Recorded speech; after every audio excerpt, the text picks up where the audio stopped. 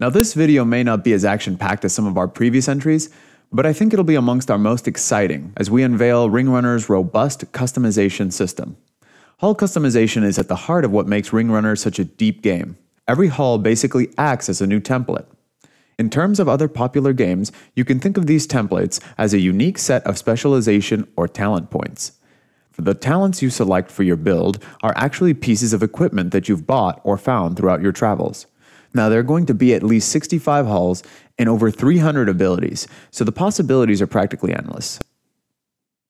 The Hangar is where all the customization takes place. Here you can view your collection of ships and customize them as you see fit. Let's take a look at how this is done. Every ship has a set of nodes. There are several different kinds of nodes. Some are generic, and some are more prevalent in certain archetypes.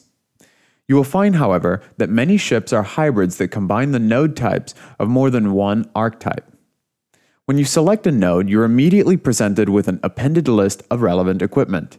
So even though you'll ultimately have hundreds and hundreds of pieces of equipment, the list will remain quite manageable. It's important to note that gear will never be made obsolete by new pieces of equipment. There's not going to be a Rocket Mark I that becomes useless as soon as you get the Rocket Mark II. But in the case of engines or shields, for instance, you may find a unit is superior in all statistics. This is where the amount of nodes comes into play. These bigger, badder shields and engines will also take up more space, so you may be better off loading a smaller engine and customizing its performance with support modules.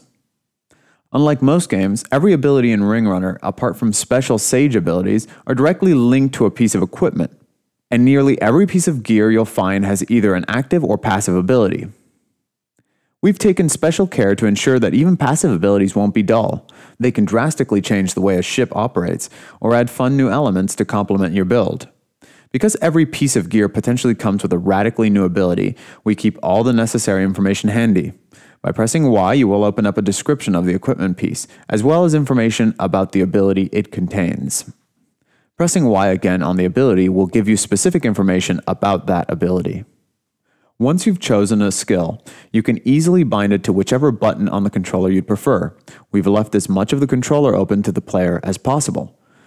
The left shoulder button is used as a modifier to maximize the amount of active abilities a ship can launch with. But if you don't want to be overwhelmed with choices once the rockets start flying, loading a ship with mostly passives and only a handful of abilities will definitely be a viable option. Your ship is automatically saved once equipped and ready for launch. There will be 4 active slots to which you can save hulls for quick deployment in the middle of a match. This gives players the versatility to adjust their strategy as the opposition dictates. If you've loaded up a big base-busting arsenal but a pesky superiority fighter keeps intercepting you, select a grappler and you can be the bully, or select a recon and sneak by them. Enemy AI hulls are equipped in the same way as player ships. That means you'll never encounter an enemy with a skill or combination of skills that you can't acquire at some point.